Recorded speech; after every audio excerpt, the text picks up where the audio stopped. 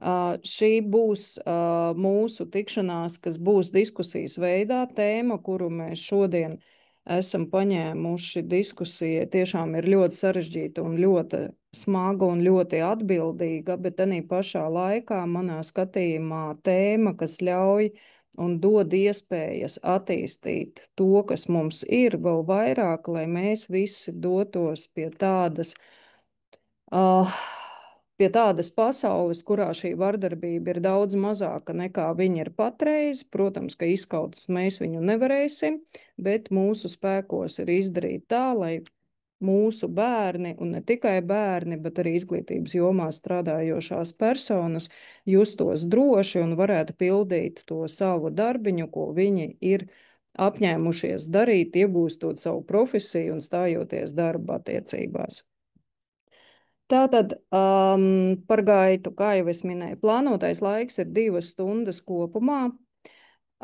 Diskusijā mums piedalīsies Bērnu tiesību aizsardzības centrs, piedalīsies Izglītības kvalitātes vadības dienests, piedalīsies portālu mamām un tētiem vadītāja, piedalīsies Kiva programmas treneri, piedalīsies mūsu kolēģi mediātori, gan certificētie, gan nesertificētie.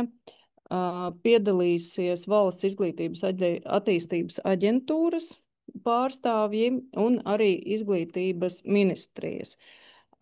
Es aicinu izglītības pārvalžu pārstāvjus, pirmkārt pasakos jums par to, ka jūs esat atraduši laiku, lai pievienoties šai diskusijai. Un pateicos arī par to, ka pirms šīs diskusijas mums ir bijušas jau daudzas telefonu sarunas ar atsevišķām izglītības pārvaldēm par šo tēmu, ar priekšlikumiem, ar redzējumu. Un šajā ziņā es gribētu jūs aicināt visu savu enerģiju, kuru jūs veltiet šīm pirms diskusijas sarunām, arī izmantot šodien un droši čatā rakstīt savas domas, rakstīt savus jautājumus, lai mēs šo diskusiju varam veidot pilnvērtīgi, ja, lai visi tiktu sadzirdēti un katrs varētu iegūt atbildi uz to jautājumu, kas viņam ir ļoti svarīga. Pagājušo gadu mums bija diskusijas starp veselības ministriju, ārstu biedrību pārstāvjiem un pacientu tiesību pārstāvjiem, un šīs diskusijas laikā puses panāca arī ļoti būtiskas viņu starpā vienošanās par jomām, kuras nav tik daudz atkarīgas, pieņemsim, no valsts pārvaldes gribas, ja, bet ir atkarīgas tieši no šo pretējo tā saucamo nometņu dalībniekiem. Šajā ziņā, kas ir laba ziņa, mēs visi esam vienā pusē, mums šeit nav neviens pret, mēs visi gribam radīt kaut ko jaunu, un šai radošai tātad atmosfērai un spēkam ir ļoti būtiska nozīme. Es gribētu arī stādīties priekšā, jo iespējams visiem ir jautājums, kas tā ir par sievieti, kas visu laiku runā. Es esmu certificēta mediātora padomas priekšsēdētāja, certificēts mediātors, mediācijas supervīzore un arī zvērināts advokāts. Tā kā manā ikdienā es redzu šo problēmu no dažādām pusēm, gan kā mamma, gan kā pedagogs, kas pasniedz, gan kā advokāts, kas sniedz juridisko palīdzību kādai no pusēm, kas ir nonākuši šādā situācijā, gan kā certificēts mediātors, kurš vada mediācijas, gan kā padoms priekšsēdētāja, kura ir atbildīga par to, lai mediācija tiktu attīstīta un ieviesta arī dažādās jomās Latvijā. Tas būtu īsumā par mani. Šodien man palīdz arī padomas locekle un mana kolēģe certificēta mediātora Inese Briķene. Man ir prieks, ka ir pievienojušies mūsu kolēģi, gan certificētie mediātori, gan mediātori, kur ikdienā veic šo darbu, un mūsu uzdevums ir saprast, vai ar mediācijas palīdzību mēs varam uzlabot gan šo labbūtību izglītības iestādēs, gan arī mazināt vardarbību. Tāds būtu tas galvenais mūsu jautājums. Šodien, tuvāk diskusijas beigām, tiks veikta arī jūsu aptauja caur programmu Slido. Mēs jums visu izstāstīsim, visu parādīsim, jūs varēs atbildēt uz jautājumiem un arī izteikt papildus vēl savas domas. jo tas mums dotu iespēju apkopot kopējo viedokli un saprast, ko tad mēs tālāk varam darīt lietas labā. Paldies! Ja šobrīd, cik mēs esam jau dalībnieki, mēs jau esam 43 dalībnieki, bet es gribētu īsumā pastāstīt, kāpēc mēs uzskatījām, ka ir nepieciešama tieši šāda diskusija. Tāpēc, ka mēs kā mediātori, mūsu ikdiena ir saistīta ar dažādu veidu konfliktu risināšanu. Tātad mēs esam tie, kas palīdz cilvēkiem atrisināt domstarpības. Un, protams, kā jau es minēju arī sākumā, arī mēs daudzi esam vecāki un gribot vai negribot, mēs saskaramies ar kaut kādiem konfliktiem, kuriem esam iesaistīti tieši un iespējams arī netieši.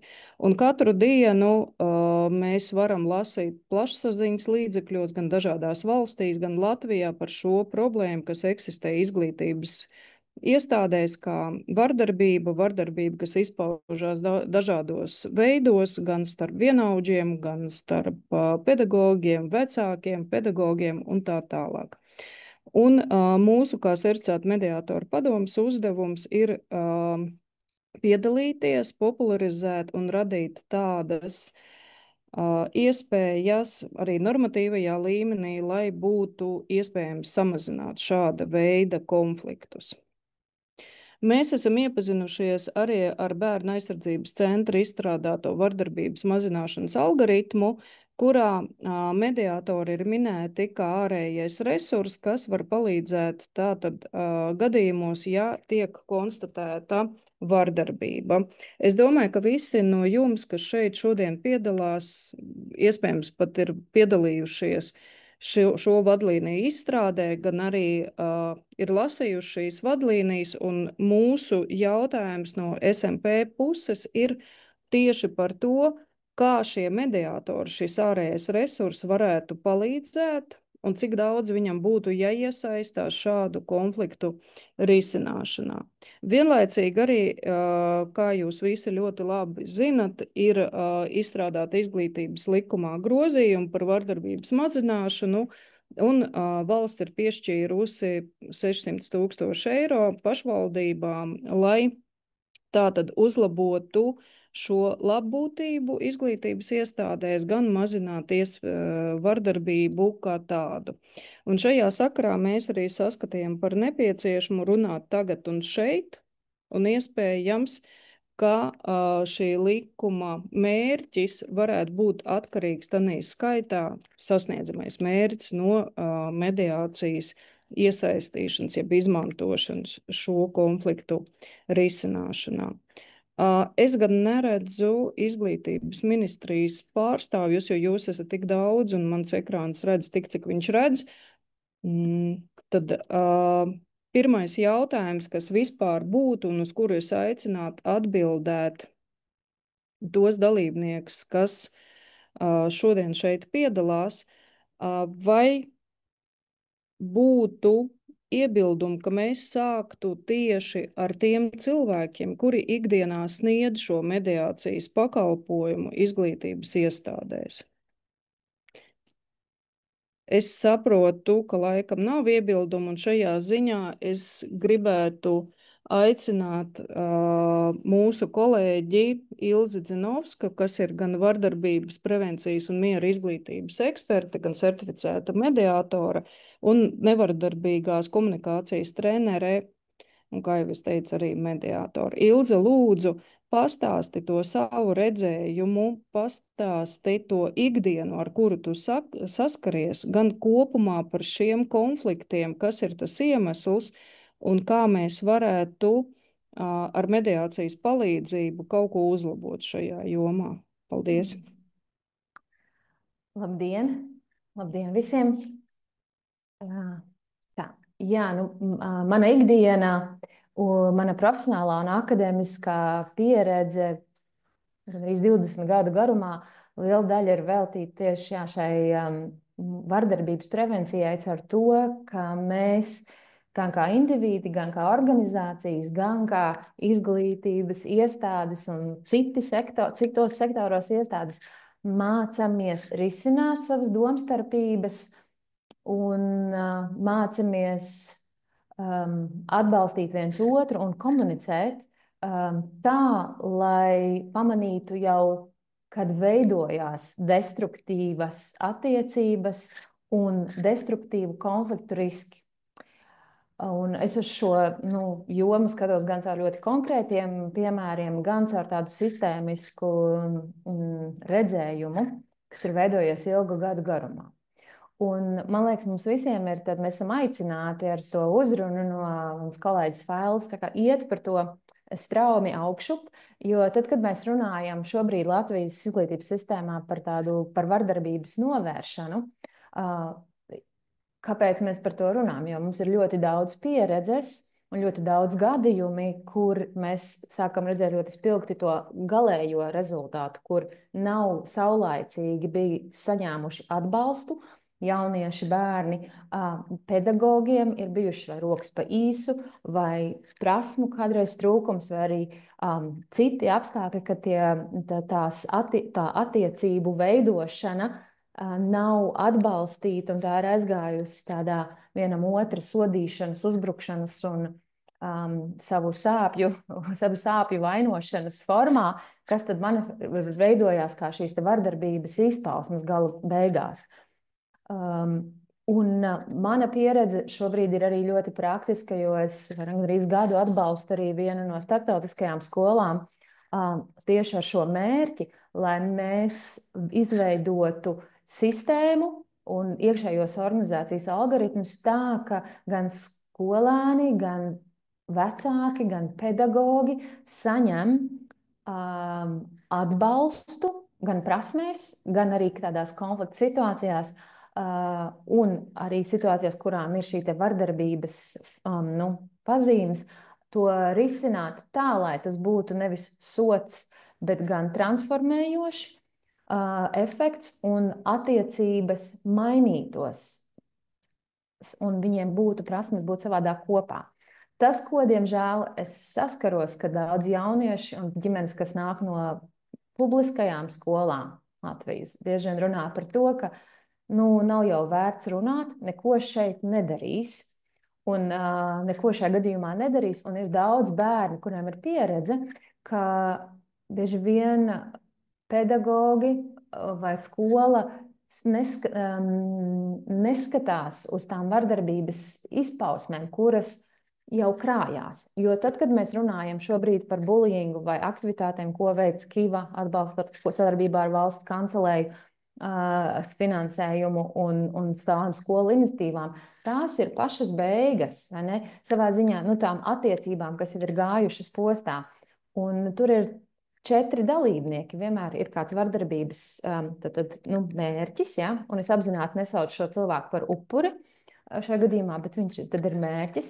Tad ir kāds, kas to vardarbību dara vai izvēlās šo vardarbības formu, un mēs runājam par visu vainu, ne? Psihoemocionālu vai izpausmēm. Un tā fiziskā forma jau ir tā pēdējā, ko mēs saskatām. Tad ir līdzdalībnieki, un tad ir tādi novērotāji no malas, kuri vai iejaucās vai neiejaucās. Un bieži vien, ja mēs paņemam tos vardarbības gadījumus, arī ar kuriem man ir nākšies saskarsme, un mēs redzam, ka tur īstenībā ir stāsti, katram cilvēkam, kurš ir bijis gan tai mērķa, gan upura lomā jau nonācis, un tās bieži vien ir nerisinātas, neatbalstītas situācijas.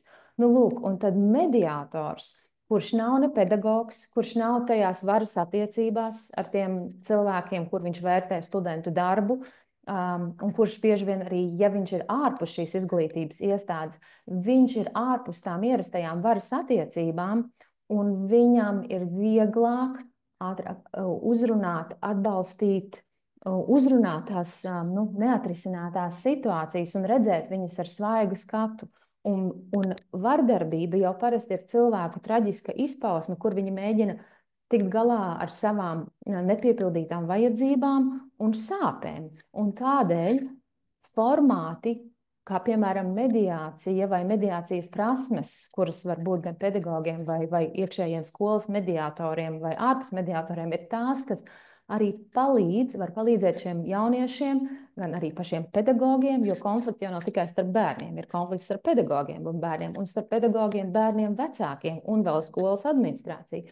Tad var dot šīs pieredzi, ka mēs varam izdzīvot un mēs varam pārdzīvot to konfliktu, un mēs varam atkal viens otrā ieraudzīt cilvēcību un varam dalīties ar varu.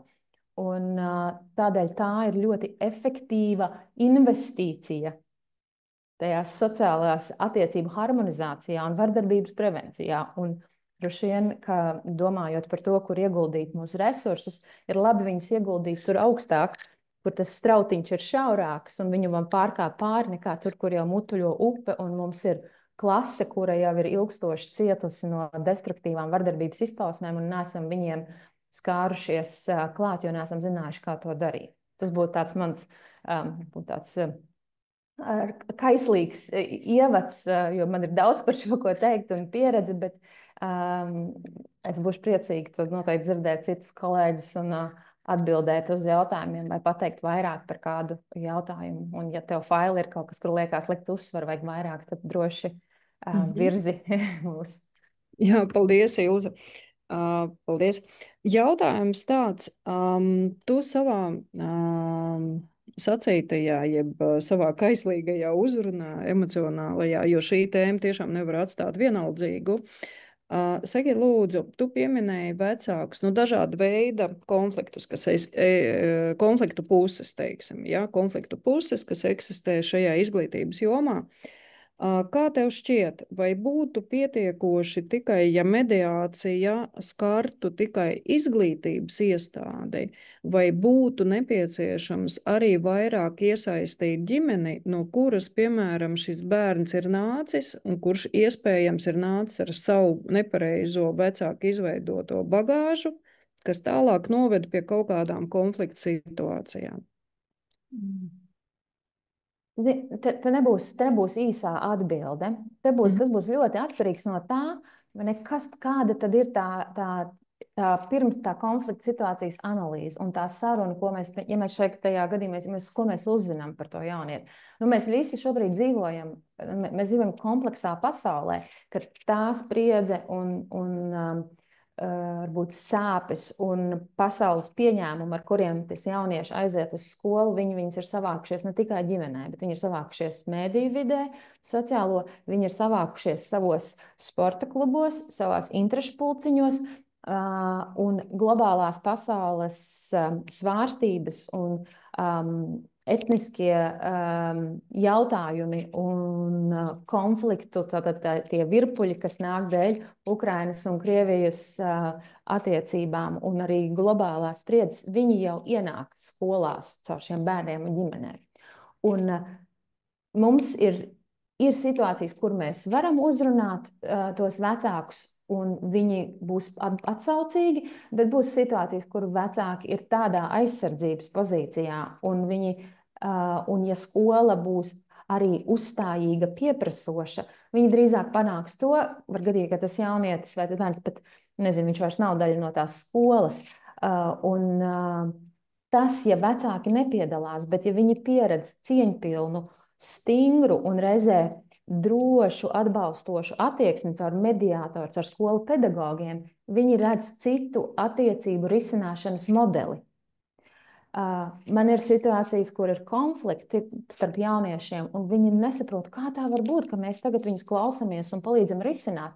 Viņam ir sporta klubā, kur viņu nosauc par okupantu un citos rupjos vārdos, un skolotājs tikai parausta plecus un pagriež muguru, jo viņš vai viņa nezin, kā tajā situācijā, vai baidās, kā rīkoties. Tāpēc ir teikt, ka ir situācijas, kur mēs to darām, bet ir situācijas, kur mēs to nevaram darīt. Ja? Bet, protams, ka brīnišķīga ir šī partnerība starp ģimeni, skolu, bērniem. Taču mēs nedzīvojam brīnišķīgajā, perfektajā pasaulē. Un citreiz mums nepietiek resursa, lai vecāki atvērtos un sāktu dzirdēt vispār to, kāpēc viņus iesaist un aicina. Skaidrs, paldies, Ilze. Es tagad, ja nav nevienam jautājumu Ilzei, dotajā brīdī čatā es neredzu un paceltās rociņas arī neredzu. Es aicinātu nekautrēties, ja, uzdot jautājumus, jo tas ir ļoti svarīgi. Pirmkārt, tas veido mūsu atgrieznisko saikni, otrkārt, varbūt tajā jautājumā ir kaut kas tik ļoti būtisks, kas pašam liekas, tas jau pats par sevi saprotams, bet citam būtu ļoti svarīgi to arī dzirdēt, un tādā veidā jau veidojās, kā pareizi Ilza arī teica iepriekš minētajā savā runā, es atvainojos, ja, ka konflikti veidojas no tā, ka nerunā. Ja, un tāpēc mēs parasti mediātoru aicinam runāt, ja, jo katram vārdam ir nozīme un katrs vārds rada nākotni. Jautājumu, ja nav Vilzē, tad es tagad palūgtu arī kolēģi mediātoru Lolitu Terēzi Nicmani, kura ir skolu mediātors, pastāstīt par savu pieredzi, pastāstīt, kā tas notiek, kad skolā ir skolu mediātors, kā tas darbs noris un kas iespējams būtu uzlabojams, lai šādu jauku kolēģi būtu ar vienu vairāk skolās. Paldies! Paldies, Faila, paldies par aicinājumu un paldies visiem, kas ir pievienojušies. Un sveika vēlreiz, Ilzē, paldies tev par ieskatu un ir patīkami būt kopā, kad mums ir līdzīgs ceļš ejams un runa ir par mediāciju. Jo ja runā par šo jomu vairāk un pietiekoši lielo gadu skaitu, būs jau kādi 10 gadi apmēram, kad darbojos skolu mediācijas jomā. Tas skan tagad tā ļoti plakātiski, skolu mediācijas jomā. Bet īstenībā katrs mazais sasniegtais mērķītis šai jomā ir milzīga uzvara. Jo esmu kā mediātore, kā vienaudžu mediātoru trenere un arī mediātoru skolotāja. Esmu arī pedagogs un esmu arī supervizore un skatos uz šiem procesiem ļoti tādā kopīgā groziņā saliktiem, jo mēs samest mēdzam dažādas lietas un liekas, kaut kas nav derīgs. Ja viņš ir iekšā iemests, tā tad derīgums ir. Ir jāsaprot un jāpalīdz viņu ieraudzīt un pacelt augšā gaismā. Lūk, ja es tā strukturētāk uz skolu mediāciju, tad mana tā praksa ir caur vienaudžu mediāciju un mediācijas metožu ievietošanu, pielietošanu sarunās, klausīšanās formās, strīdu risināšanā, kā to var pavisam vienkāršāk un saprotamāk ielikt. Skolas, vecāki, skolēni. Mediators kā cilvēks no ārpuses ir ļoti liela vērtība, bet tikpat liela vērtība ir šī mediācija skolā iekšā. Un ja es runāju par vienaudžu mediāciju, tad tur nosedzās 2 no 3 sadarbības sastāvdaļām, ja tā var teikt. Ja?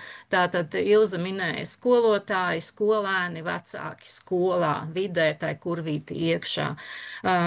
Mans darbs ir tādās 2 sadaļās. Viena ir skolotāji, skolēni, tātad skolas iekšiņa kā tāda, ikdiena kā tāda. Izstrādātajā vienaudžu mediācijas programmā mēs mācāmies kopā. Tātad, kā tas notiek? Tiek izglītoti skolotāji par mediācijas procesu minimālā apjomā, kādēļ?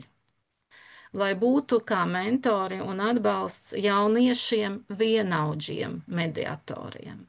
Tātad mēs apmācam, izglītojam skolēnus jau kā vienaudžu mediatorus.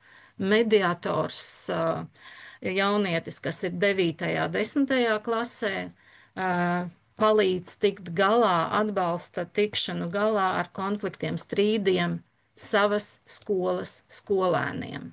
Tātad darbs ir jaunietim ar jaunieti vai bērnam ar bērnu, kā mums pēc likuma līdz 18 gadiem ir bērns, jā, tad bērns atbalsta bērnu. Viņi darbojās, viņi runā, viņi strādā. Tas, kā strādā šie jaunieši, kā viņi arī mācās mācību procesā, viņi strādā pārī. Ja mēs mediatori lielā daļā izvēlamies un arī strādājam individuāli, tad tur viņi strādā pārī. Pirmām kārtām drošība. Esmu kopā, ir drošība, un otrām kārtām viņi savstarpēji ir iemācījušies un turpina attīstīt prasmi klausīties, bet klausīties, lai sadzirdētu, lai dzirdētu. Viņi attīsta un rāda prasmi sarunāties, ieklausīties otrā, būt godīgiem un darbojās jebkuros strīdos, kuri rodās skolā. Protams, es šeit nerunāju par fizisko vardarbību, šeit mediatoru mēs nevaram ielikt iekšā, bet emocionālie strīdi, arī šī te pazemošana, emocionālā vardarbība ir jau kaut kāds līmenis, kur mēs nevaram likt šo jaunieti kā mediatoru būt tajā procesā un vadīt. Bet jaunieši ir stāvā sajūsmā par to, kad viņi saka, hei, bet šitas tak ir vienkārši. Un uz jautājumu, kas tad ir tas vienkāršākais? Izrādās, ka tie klausās var arī dzirdēt. Tātad klausīties, dzirdēt, sadzirdēt un sniegt atbalstu.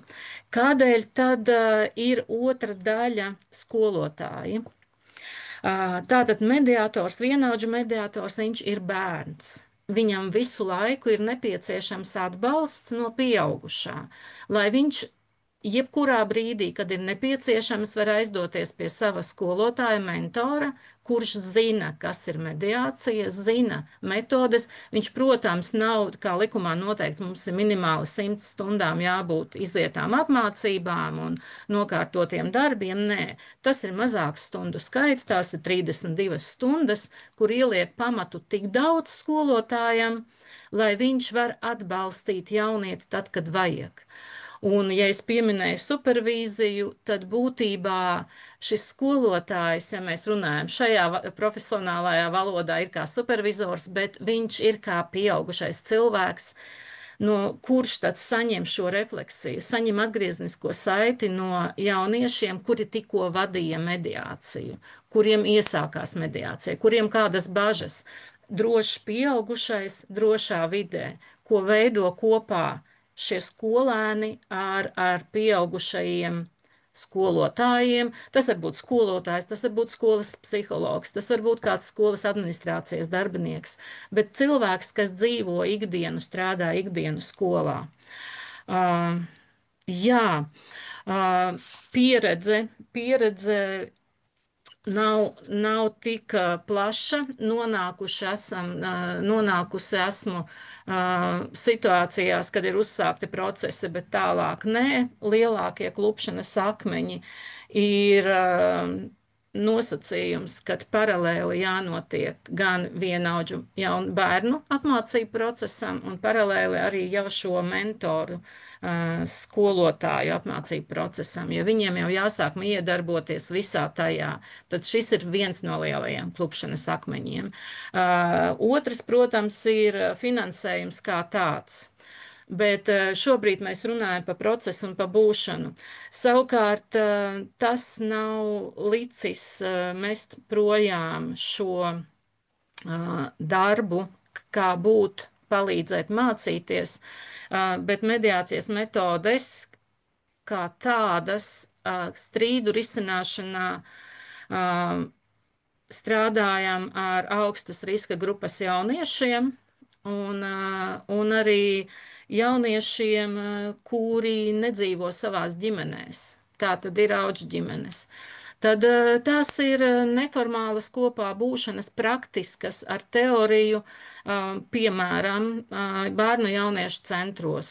Viens no tādiem centriem bija Ziemeļi, kur mēs mācījāmies kopā risināt strīdus. Vēl daudzās citās vietās ir skolas, kuras ir aicinājušas ar jauniešu grupām vienkārši parādīt, pamācīt, iedot kādus mazus knibulīšus, ar ko tas bērns aizķer un saprot, ka tas strādā. Un tad modelē tā, kā viņam tajā brīdī šķiet ok. Nu, un tas lielais, nu jau 3. gadu ir cēsu audzināšanas iestāde nepilngadīgajiem. Tātad šīs riska grupas jaunieši, kuri jau 3. gadu sistemātiski dodamies un kopā mācāmies,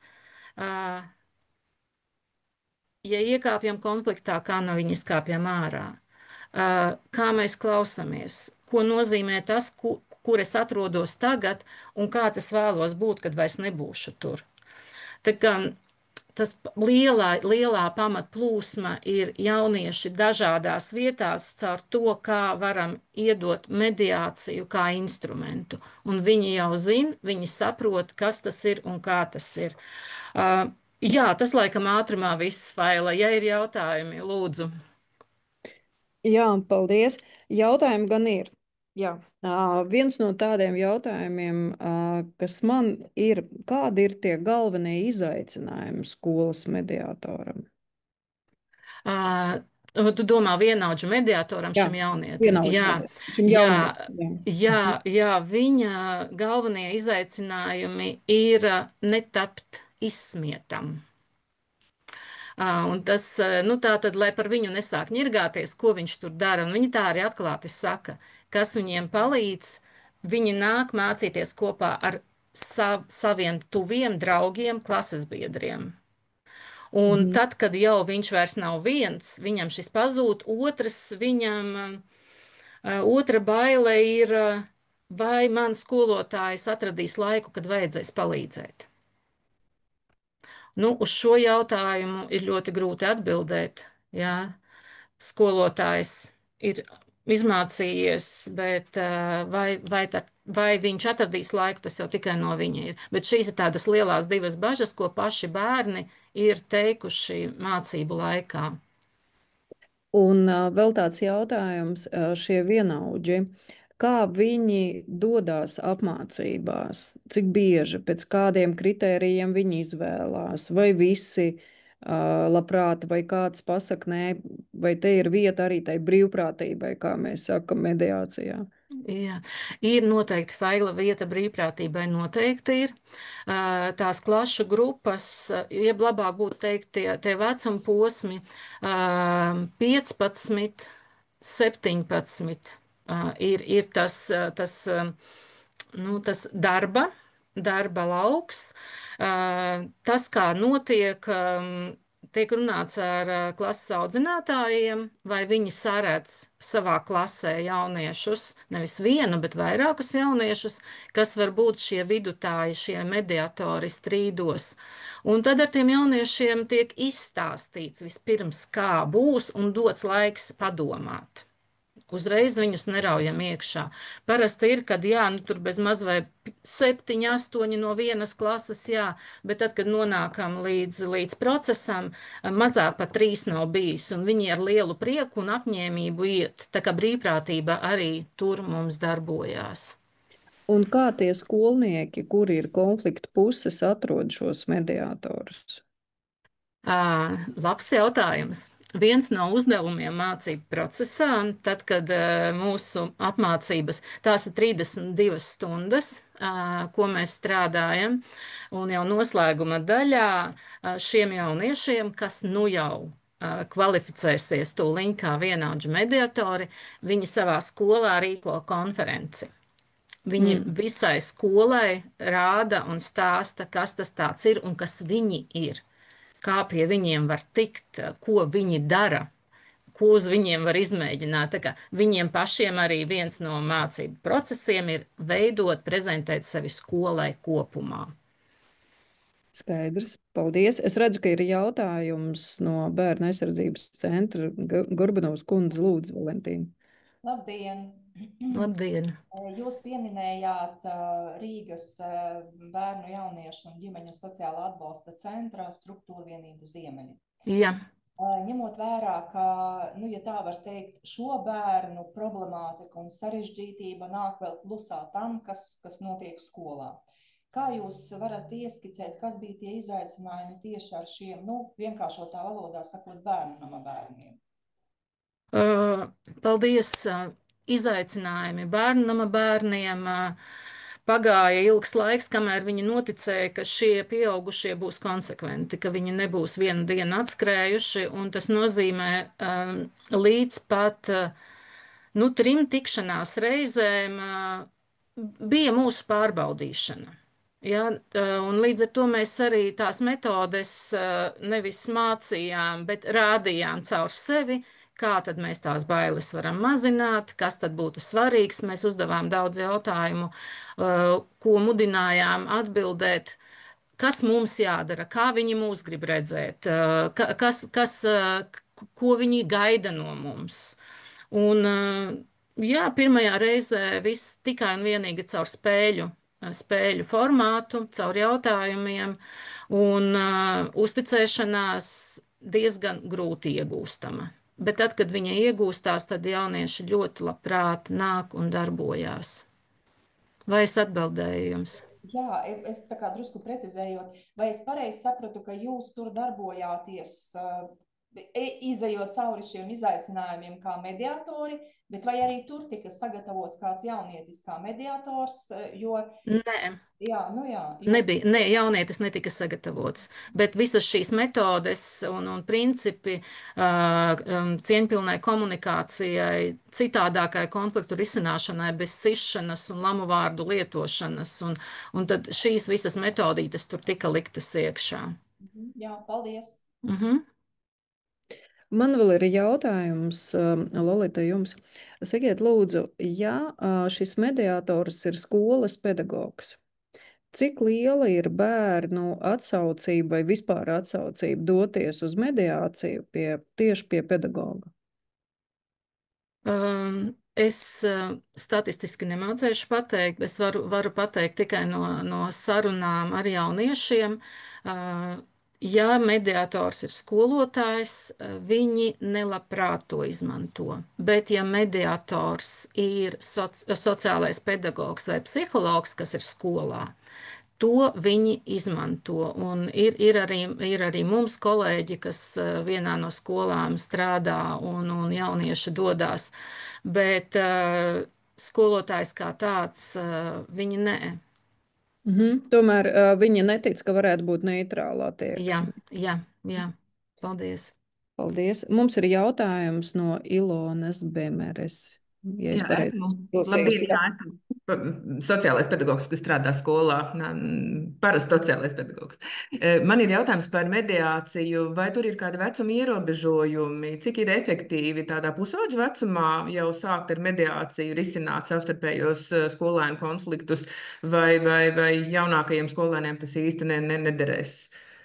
Tur ir jābūt sprieduma pakāpei, ka kāds ir jūsu... Būtībā par pusaudzību absolūti taisnība. Tas, kur visefektīvāk strādā un vislabāk paņem, ir 15, 17, arī uz augšu 18, 19, bet kādēļ es minu 15, 17, jo šie jaunieši arī apmācīti tiek tādā formā un dots tik daudz materiālu, ka viņi paši jau varēs apmācīt mazāko klašu, zemāko vecumu bērnus arī šajā mediācijā.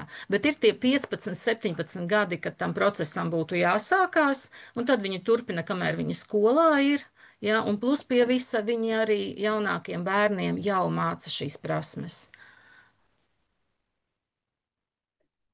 Jā, Ilze, tev laikam ir jautājums vai komentārs vai kaut kas papildus piebilstams? Droši. Jā, man ir papildus piebilstams attiecībā uz bērnu vecumu, gan tajā ziņā, kad viņi ir dalībnieki mediācijas procesā, gan tad, kad viņi paši sāk risināt savus konfliktus un ērtās sarunas.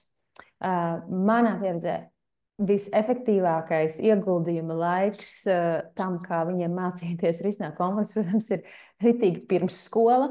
Te es pateikšu to uzreiz. Pirmsskola un viņa ģimenes. Savukārt mana pieredze ir tieši es visvieglāk un visātrāk apgūst, manā pieredzē, 6., 7. klase. Es ieguldu šajās klasēs visvairāk, jo pirms viņi ir iegājuši tajā fāzē 8., 9., 10. klase. Un ir brīnišķīgi pieredze, kur bērni mācās šo cieņpilno nevardarbīgo komunikācijas metodus, kas ir pamatā tam, ka mēs varam risināt savus konfliktus bez trešās puses starpniecības. Ja? Bet tad es teiktu, ka jo agrāk, jo labāk. Un, piemēram, manā starptautiskajā kolēģu kopienā, kas esam nevardarbīgas komunikācijas treneri, mēs izmantojam šos te jau tādas ļoti vienkāršās metodas, sākot no 1. klasītes un pat pirmskolās, kur viņi paši jau, viņiem ir šī emocionālās inteliģences pamati un spēja runāt par savu vajadzību un spēja stingri teikt savu nē, un pieredzi, ka pieaugušie paliks kopā ar viņiem, nevis novērsīsies vai viņus kauninās vai pateiks, tagad ej atvainojies, ja, ko mēs mēdzam darīt, kas arī ir savā ziņā vardarbības forma, jo tā ir bez izpratnes un pret viņu gribu. Tāpēc es teiktu, ka tas vecums, ko Lolita min, tas ir tiešām tā, viņi jau atkal, viņi sāk kļūt pieejami, jo viņiem tas 15 gadi ir aiz muguras, un ja mēs katrs atceramies savus 14, 15, tad mēs zinām, ka ir vieglāk pašiem ar sevi sadzīvot, tad, kad jau mēs tuvojamies tiem 16 gadiem.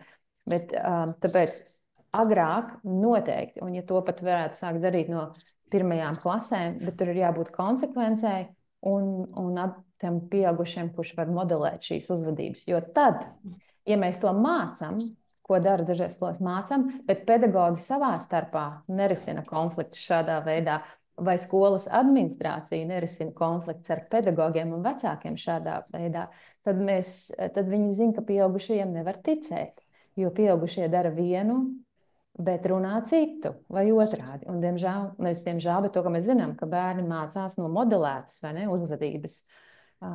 Tādēļ, jā, visas vecuma grupām atbilstošā veidā mēs varam šīs mediatīvās prasmes, kuras palīdz mums vienam ar otru labāk risināt savas domstarpības, dot. Jā, man Ilze, man tev jautājums, varbūt uzreiz es atļaušos. Vai tev arī ir pieredze attiecībā uz pedagogu kā mediātoru, vai bērniem patīk šādi mediātori, vai ko tu domā, kā pedagogi varētu ievest mediāciju skolās? Jā. Es runāšu no savas pieredzes un paņemšu viņu kā atvērto jautājumu. Es esmu bijusi bieži vien aicināta uz pedagoģijas iestādēm, tad, kad pedagogi vai skola pati vairs nav tikusi galā. Un ir neveiksmīgi bijuši risināti konflikti, viņi ir eskalējuši, un kaut kādā brīdī pedagogi vairs jūtās bezspēcīgi, vai nu viņus neredz kā autoritāti vecāki, vai viņiem nav pietiekama aizmugure no skolas vadības, un arī bērnu uzticēšanās ir tā, viņi viņus neredz kā neitrālus.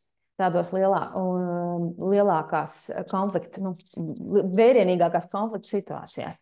Tad savukārt situācijas, ja pedagogs ir apveltīts ar to mediātora prātu, ka viņš demonstrē taisnīgumu klasē regulāri un arī atzīst savas kļūdas, ka viņš kādu apsauca, un īstenībā tas bija nepamatoti. Vai ja viņš demonstrē šo godīgumu un taisnīgumu, un jaunieši uzticās, vai bērni uzticās, tad viņa spēja risināt konfliktu, ka bērni viņu uztvers kā neitrālu, tad viņam ir šis sociālais kapitāls, un viņš to vai viņa var īstenot. Bet tā ir īstenībā, tas ir liels klupšanas akmens daudziem pedagogiem, ar kuriem man ir nācies saskarties, un jaunieši, par kuru viņi izpauž savu neusticību. Manā pieredzē šajā starptautiskajā skolā, arī ar ko es sadarbojos, jaunieši neatklājās, neskatoties uz to, ka viņi saņem atbalstu. Viņi tajā brīdī, ja pedagogs viņus vērtē un liek atzīmes, un ir mēdz būt disciplinējošs, nepamatojot, kāpēc viņš tāds ir, viņi neredz viņu, ka viņš ir viņu pusē konflikta situācijā, ka viņš viņus pietiekami atbalstīs vai dzirdēs visas puses. Tāpēc tajā brīdī tas, tam skolotājiem ir viņam ir ļoti jāpierāda sava spēja nepazaudēt to vēsu atbalstošo prātu. Un es redzu, ka mana loma tur risināt konflikts, man izdodas to izdarīt daudz ātrāk un izveidot attiecības, uzticības ar tiem jauniešiem, vecākiem un citiem pedagogiem nekā pedagogam vai skolas administrācijas pārstāvim. Vai es atbildēju? Jā, Ilze, okay, viennozīmīgi. Viennozīmīgi. Starp citu, paldies, Ilze, tavā pirmajā daļā, kad tu stāstīji par šiem vecumiem un par bērniem, kuri labprāt dodās mediācijā. Man radās, un par komunikācijas, galvenais tas jautājums ir šīs mūsu instruments, mediātora instruments, jā, mediatīvās tehnikas, kuras mēs varam nodot kā pamatu komunikācijai starp bērniem, arī mācoties pat no pirmskolas izglītības iestāžu vecuma. Man šeit būtu jautājums laikam izglītības kvalitātes vadības dienestam. Labdien! Jūs, Mihailo kungs, laikam jautājums būtu jums, iespējams, varbūt arī Valsts izglītības attīstības aģentūrai, skatoties, kura kompetencē vairāk šis jautājums būtu. Vai kā vispār skatās no izglītības sistēmas, vai būtu nepieciešamība ieviest izglītības standartā komunikācija apmācošās stundas? Jo šobrīd mēs zinām, ka ir sociālās zinības, kur starp citu tiek runāts arī par komunikāciju un par konfliktiem. Un vai nebūtu šis moments rast vai nu atsevišķu kaut kādu mācību priekšmetu vai palielināt stundu skaitu sociālo zinātņu stundu ietvarā? Tas būtu tas mans jautājums, uz kuras gribētu saņemt atbildi vai no Valsts izglītības attīstības aģentūras vai no Izglītības kvalitātes vadības dienesta. Labdien, es atbildēšu. Tikko mēs dzirdam palielināt stundu skaitu vai ieviest jaunu mācību priekšmetu, mums jau ir tāda slikta attieksme, jo gada mēs saņemam aptuveni 20 priekšlikumus ieviest vienu vai otru mācību priekšmetu. Un vieni prasīs palielināt sportam, otri prasīs palielināt stundas muzikai, mākslai, trešie prasīs palielināt valsts aizsardzības mācībai, un tā tālāk. Tādēļ jaunais mācību priekšmets noteikti ne uzreiz, jo noslodze tomēr ir noslodze, un dienai ir 24 stundas, un mums jārēķinās arī ar to, ka, ja izglītojam maksimāli noslodzi, tur ir arī veselības jautājumi un tā tālāk. Otrs par mediāciju, kā tādu principā jau šobrīd pamat izglītības standarts paredz, ka ir jāapgūst konflikta vadība un dažādas konflikta vadības metodas, līdz ar to jums ir visas iespējas sadarboties ar tā saucamo skolotāju metodiskā atbalsta projektu, lai pilnveidotu esošo standartu, lai izstrādātu varbūt mērķtiecīgus mācību materiālus, jo konfliktu vadība tā ir izglītības standartu sastāvdaļa. Un tas tiek apgūts gan sociālu zinību stundas, gan tiek apgūts arī klases stundas. Tādēļ, jā, ceru, ka atbildēju. Jā, un vai es pareizi sapratu, ka šīs stundas varētu pasniegt, piemēram, profesionāļi vai šo pasniegšanu? Jā, skola, protams, var aicināt un skola var sadarboties ar profesionāļiem, tas ir iespējams. Tāpat, ka pieņemsim salīdzinājuma karjeras izglītības stundas vai karjeras izglītības ietvaros tiek aicināti nozares pārstāvji, tāpat arī pieņemsim pilnīgi mierīgi var aicināt un sadarboties ar mediatoriem, lai attiecīgi mācītu konfliktu vadību. Skaidrs. Jā, paldies, Mihailo kungs. Vai ir kādam vēl no Valsts izglītības attīstības aģentūras pārstāvjiem kas sakām šajā sakarā. Vispār sakarā gan ar pašu labbūtības uzlabošanu, vardarbības mazināšanu, gan par mediāciju.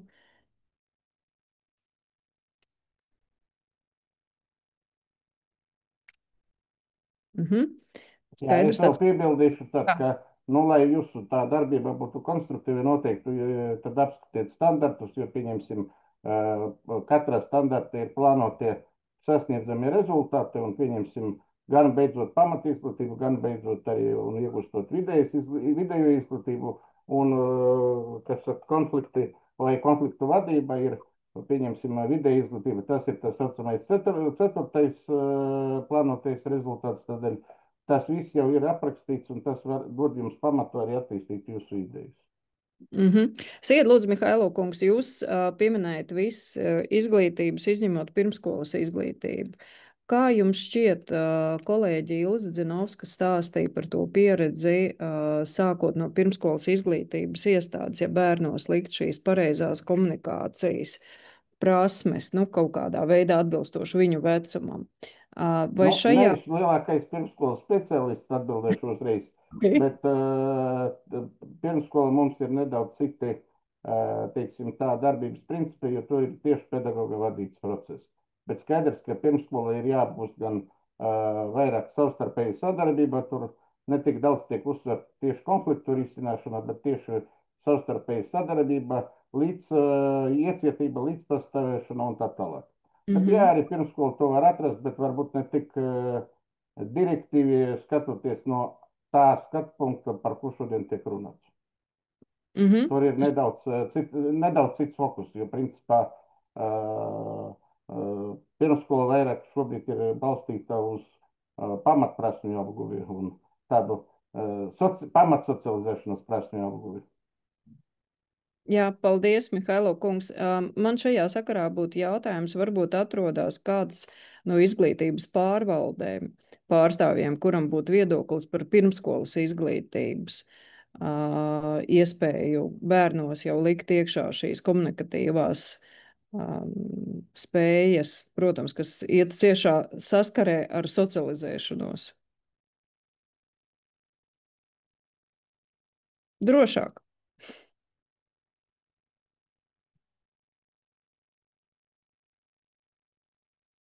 Ok. Vēl ir jautājums, varbūt Mihailo kungs turpinot, ja jau mēs esam tikuši līdz jums, jūs mums esat pārstāvis no diezgan tādas svarīgas iestādes. Jūsuprāt, kā būtu labāk, ja šis mediātoru pakalpojums paliek kā ārpakalpojums, vai arī skolās būtu savi mediātori, kas nodrošinātu ikdienas pakalpojumu? Es saprotu, ka tas ir jautājums saistīts ar finansējumu un visām pārējām lietiņām, bet kā jūsuprāt tas izklausās? Abstrahējoties no finansējuma, es te atsaukšos uz kolēģi Dzinovsku, kura arī teica, ka ir gadījumi, kad ir labāk skolai, un ir gadījumi, kad ir labāk ārpus skolas. Un to mēs lieliski redzam par sadarbību, pieņemsim, ar psihologiem, jo ir gadījumi, kad bērns kaut kādu iemeslu dēļ negrib sadarboties ar skolas psihologu un daudz labāk sadarbojas ar psihologu ārpus skolas, un ir gadījumi, kad attiecīgi ļoti labi sadarbojas ar skolas psihologu. Un es domāju, ka, ideālais variants būtu, lai skola būtu cilvēki, kas vismaz izprot mediācijas pamatprincipus, bet tā klasiska mediācija tomēr var būt labāk ārpus skolas, jo tur tad veidojas vairāk interešu konflikti, jo, pieņemsim, ja skolotājs vienlaikus mācās šajā klasē vai ir audzinātais, tad skaidrs, ka viņš jau nevar būt neitrāls. Arī līdzīgi mums psiholoģijā, ja skolas psihologs, pieņemsim, mācās psiholoģiju šajā klasē vai piedalījies mācību procesa konkrētajā klasē, tad skaidrs, ka viņa neutralitāte būs apšaubama un viņš tur nevar sniegt profesionālus pakalpojumus. Tādējādi te ir jāskatās. Protams, lielajā skolā var būt savādāk, bet ja tā nav īpaši liela skola, tad tur var būt vairāki jautājumi, kur tā neutralitāte, objektivitāte, neiesaistīšanas varētu tikt apšaubīta. Ceru, ka atbildēju. Jā, paldies. Ilze, tu biji pirmā, kas pacēla roku. Jā, Ja var papildinot un sadalot pa daļām par to neutralitāti un objektivitāti. Un vēl par tām mediatīvajām prasmēm. Nu, tad šī sadarbības kultūra un konfliktu vadība un konfliktu izmantošana, teiksim, grupas vai klases attiecību uzlabošanai, nu, tas būtu tas ideālais, uz ko mums visiem tiekties. Un tas būtu brīnišķīgi, vai ne, ka tas pedagogs, ja vien viņš pats nav daļa no konflikta vai konflikta eskalācijas vai kā konflikta ignorēšanas, ka viņam vai viņai būtu pietiekama drosme un apņēmība prioritizēt šos jautājumus iepratīm akadēmiskajam fokusam un atbalstīt jauniešus. Ja, tas būtu viens, tas nozīmē, ka mēs runātu, ka mediatīvu spējas var demonstrēt un principā izmantot katrs, ja mēs viņas apzināti saprotam, kas tās ir un kas palīdz tiem cilvēkiem tajā konfliktā viens. Tad skolā kopumā, kad mums būtu šie cilvēki vai cilvēks profesionāli, kurš nav tas, kurš studentus izglīto un vērtē, tas būtu nākamais elements tajā puzlē, jo ļoti daudzus tos starp studentu konfliktus un ir, piemēram, studentu un skolotāju konfliktus, viņš vai viņa var risināt. Jautājums ir arī par šo personību, šo cilvēku attiecībām pēc tam ar šo darba devēju. Un tas, ko es vienmēr pateiktu, kāpēc ir, piemēram, es savā profesionālajā darbībā 20 plus gadu garumā šajā jomā esmu izvēlējušies saglabāt neatkarību, jo tajā brīdī, kad es esmu neatkarīga visā veidā finansiāli, un man ir pavisam citas arī attiecības un cita tiešā runa ar jebkuru skolas vadītāju, ar jebkuru pedagogu, un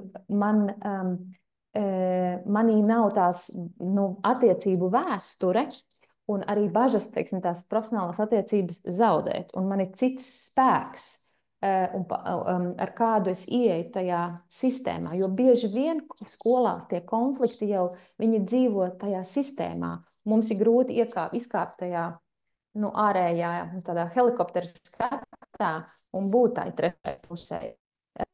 Tādēļ būs vienmēr robeža, ko tas iekšējais mediātors nevarēs atrisināt, bet būtu brīnišķīgi, ka mums ir šie 3 līmeņi. Gan prasmes pedagogiem, gan mediātors skolā, uz kam uzticās pedagogi un studenti un vecāki, un tad iespējams mediātors ārpusē, tad, kad ir runa arī par skolas vadību un tiešām konfrontēt visu šo, visu šos sistēmas dalībniekus, kur konflikti ir krietni lielāki nekā tikai viena klases 2 studentu kaut kādas domstarpības.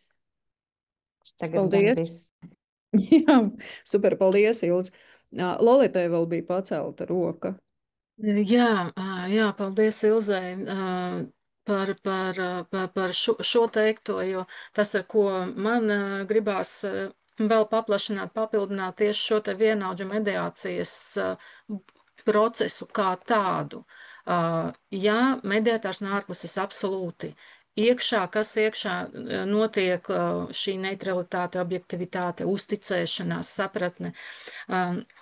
Bet ir būtiski arī, kad paši vienaudži prot risināt konfliktus, ir gatavi palīdzēt saviem vienaudžiem risināt un vienlaikus rāda pavisam citā līmenī jau savstarpējo komunikāciju, savstarpējo sadarbību, runāšanas un sarunas par konfliktu kā tādu, par tām vajadzībām, kas tad tur apakšā ir samudžinājušās un nav izceltas un nav nekādi citādi paceļamas kā tikai šajās sarunās, un šis blakus pieaugušais, kurš zina, kā Ilze teica, mediatīvās spējas viņam ir. Ja? Tātad viņam ir tās spējas, kuras jau ir ikdienā, ir norma, iegājies, un viņš var būt atbalsts šim jaunietim, kas ir mediators kā jaunietis, starp strīdiem, kas ir starp bērniem skolā. Ja? Jo šis jaunais cilvēks, ja viņa komanda, ja, strādā šis pāris ir tas, kurš ir klātesošs, jā, netiek galā, ir forši, kad ir pieaugušais, ir skolotājs ar šīm mediatīvām spējām, kas var palīdzēt līdzdarboties. Tas nedaudz vēl no manis. Paldies! Jā, paldies, Lolita.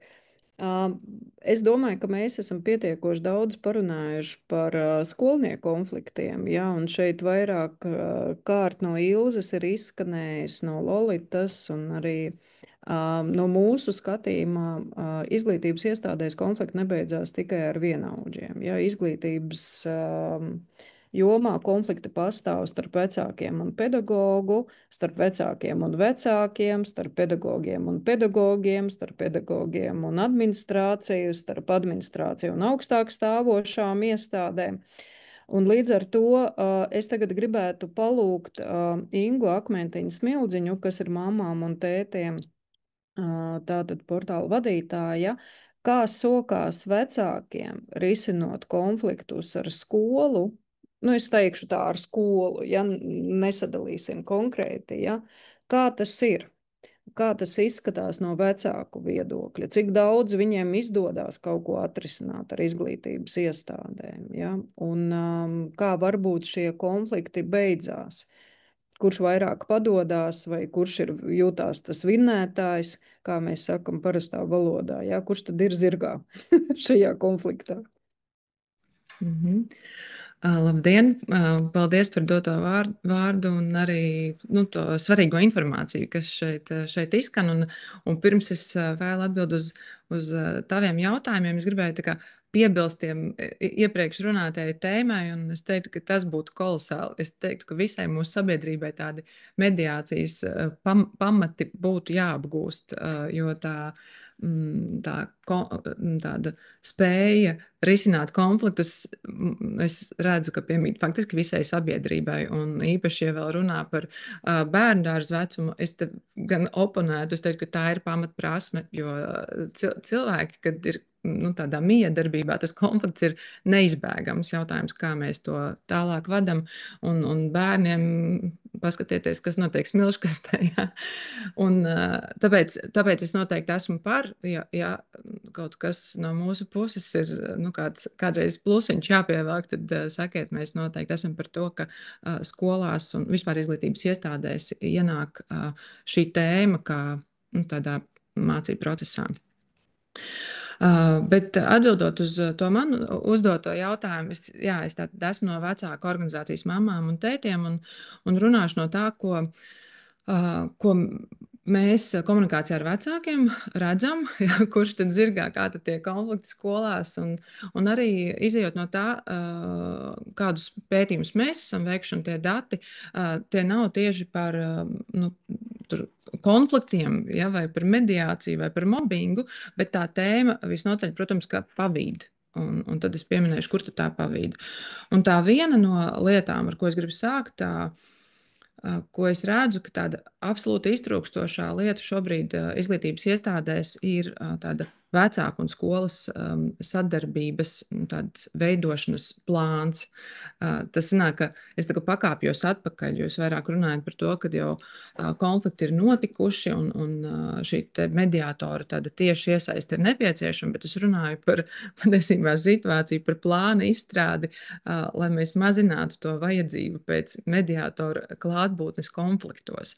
Un līdz ar to es redzu, ka tad, ja katrai skolai vajadzētu īstenot konkrētu, šeit es pat varētu teikt izglītības iestādē, lai tas aptver plašāku, ne tikai skolas, bet arī kaut vai pirmsskolas plānu, kā mēs veidosim visas trīs puses attiecības. Un tās attiecības sākas, kad mēs jau atveram durvis un atnākam skatīties šo izglītības iestādi, kurā tad mūs tas bērns turpinās tās savas mācību gaitas. Un tā ir runa par tādu mērķiecīgu plānu, kā mēs sadarbību veidojam,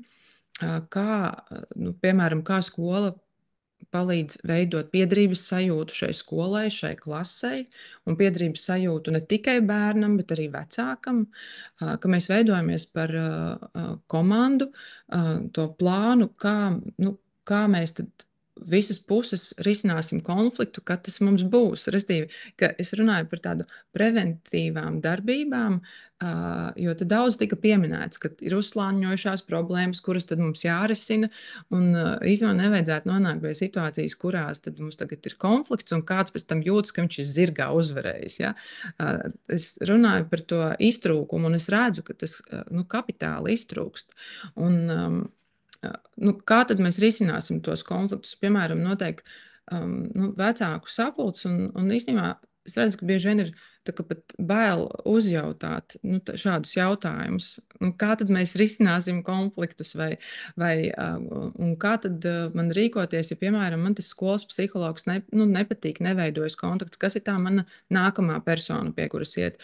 Tā kā nērti pajautāt, uzburt to scenāriju, ka tagad, kad mēs visi sakonfliktēsim, kā mēs to visi risināsim. Ja? Vēl, ka visa klase, tie vecāki pagriezīsies, un ko tad tu grasies tagad konfliktēt. Ja?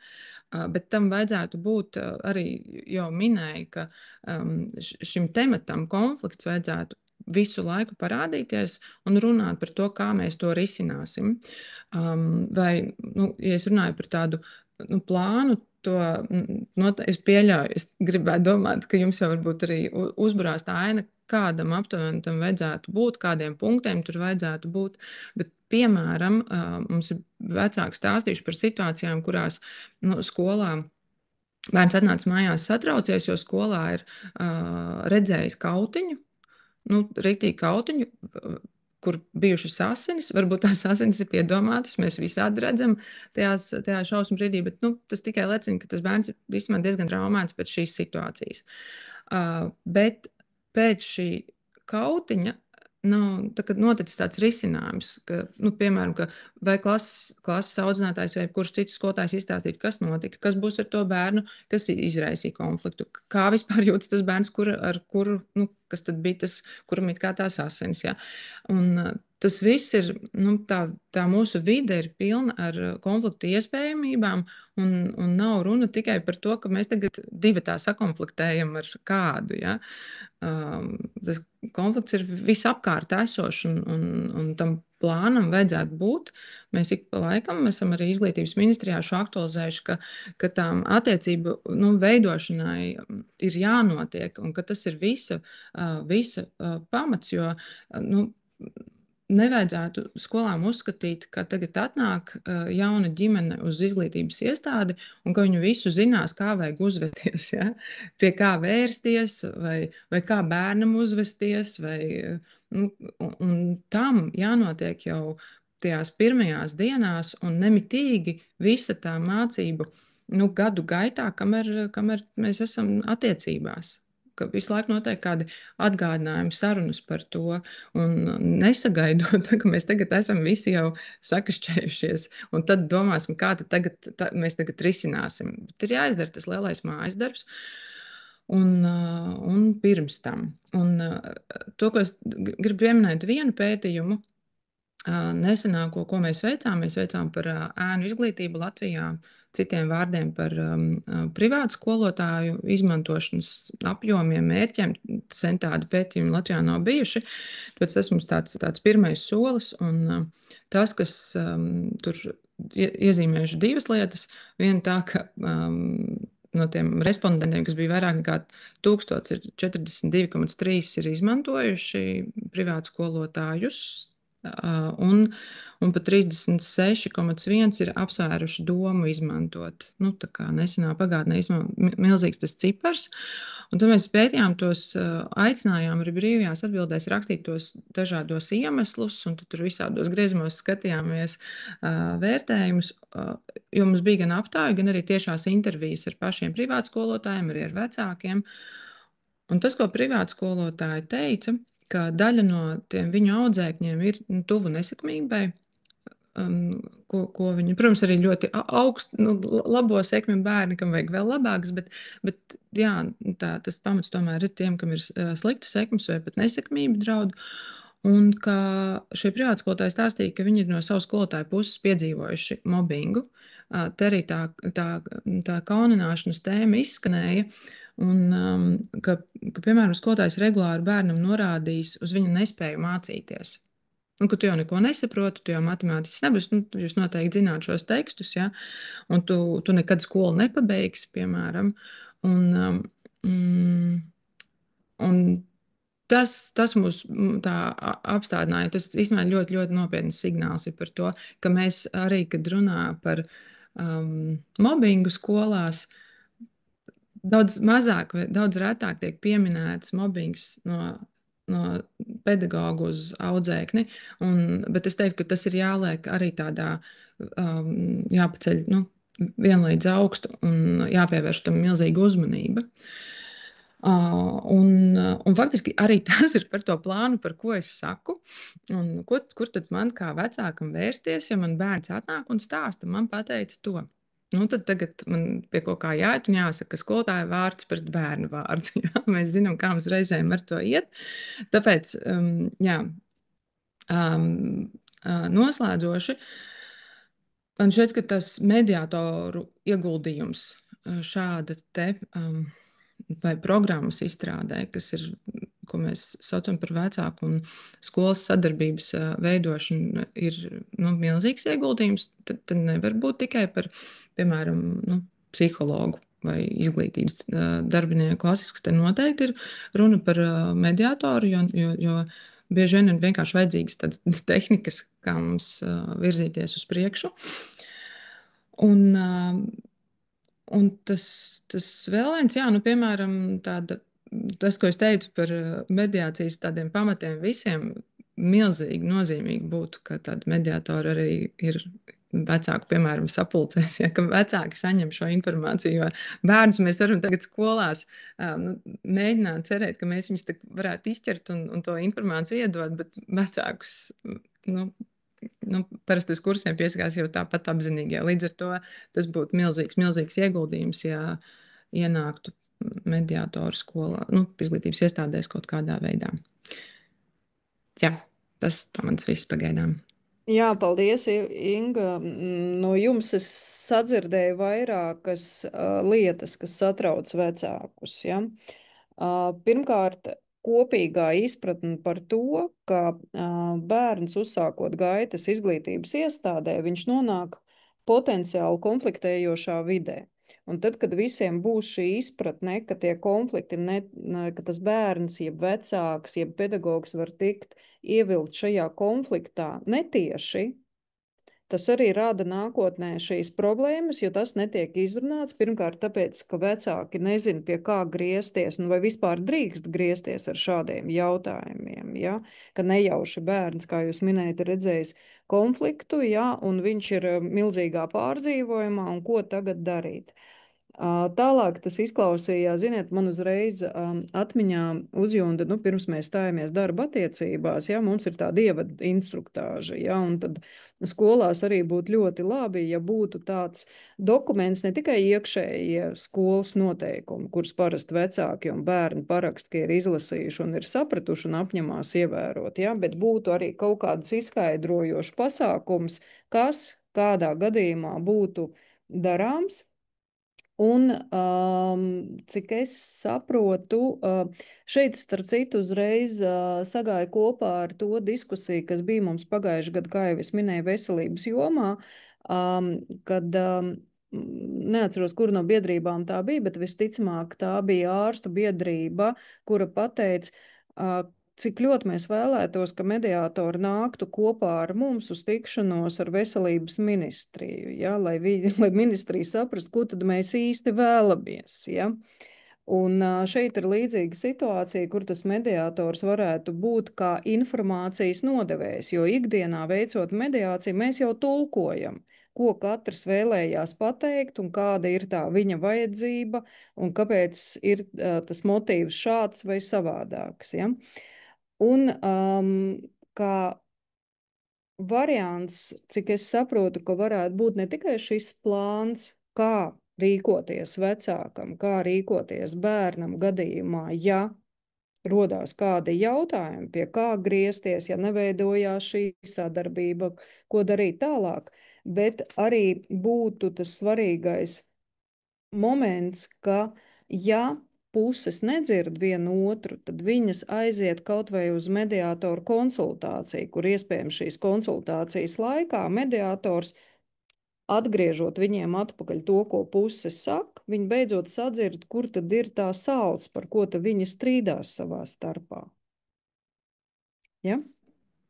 Jā, un pat vēl vairāk noteikti es patiešām domāju, ka ir jāiegulda visiem kopā milzīgs darbs jau tajā preventīvi, ka mēs izveidotu vai programmu, vai saucam to, kā gribam, bet tādu plānu, kā tad tiek veidotas attiecības. Un tas noteikti nav tikai kaut kas tāds, ko tikai mediātori vien paši sagatavo, bet kā mēs veidojam tādu, vai sociāli emocionālu audzināšanu, vienalga kādu to terminu atrod, bet ka ir tiešām mērķtiecīgs plāns, kā skola ar vecākiem veido sadarbību, kā puses vienojas par tiesībām vai pienākumiem, atbildībām.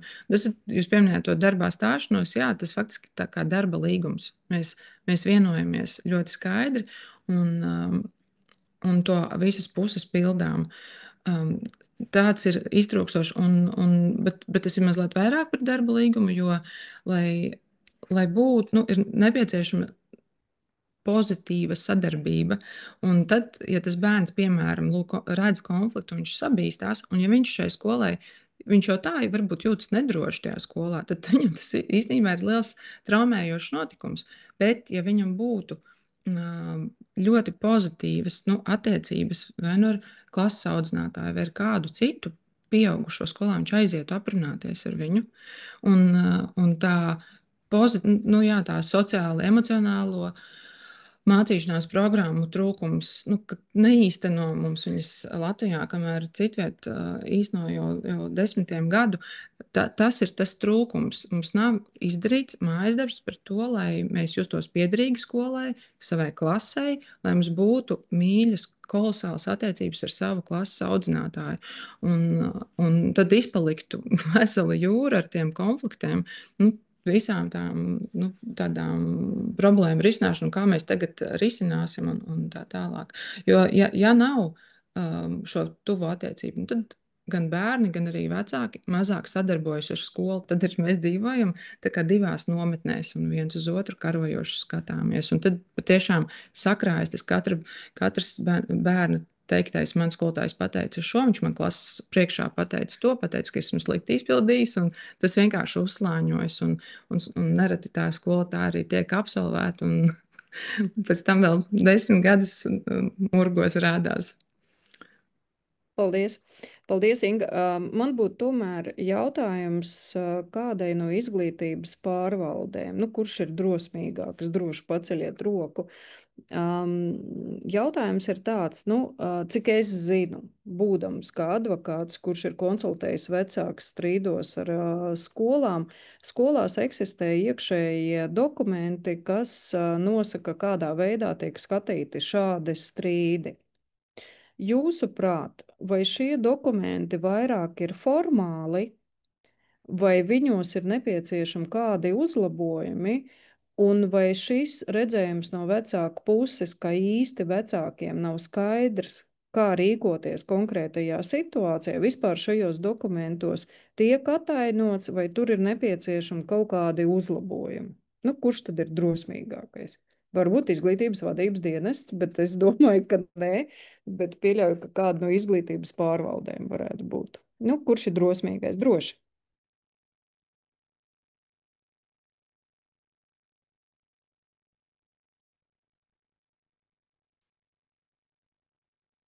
Tās izglītības pārvaldes, kuras zvanīja un ar kurām mēs runājam pa telefonu, arī negrib kaut ko pateikt. Jo izglītības pārvaldē jau vienalga gala rezultātā tas strīds nonāks, kad būs kāda sūdzība no vecāku puses. Kurš ir drosmīgs?